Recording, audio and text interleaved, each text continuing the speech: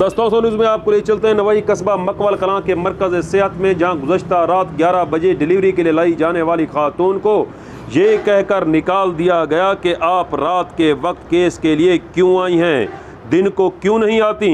अहम खबर से आपको आगाह कर रहे हैं BHU मकवल कलां से, जहां बेआराम करने पर सीन नामी LHV भड़क उठी, डिलीवरी करने से साफ इनकार कर दिया और तड़पती हुई मरीज़ा को मरकज़ सेहत से निकाल दिया गया।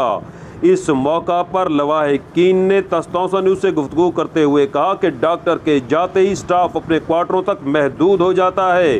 गुज़श्ता रात 11 बजे जब हम BHU पहुंचे तो स्टाफ को गायब पाया। बड़ी मुश्किल से उन्हें क्वार्टरों से बुलाया गया, मगर बेआराम करने पर सीन नामी LHV भड़क उठी, केस करने से साफ इनकार कर दिया और हमें धक्के मारकर BHU से निकाल दिया गया। इस मौका पर उन्होंने वज़ीर आला पंजाब सरदार उस्मान अहमद खान बुज़दार और महकमा सेहत के मुतल्लिक़ा अफसरान से मुतालबा किया है कि मज़कूरा LHV के खिलाफ भरपूर कार्रवाई की जाए।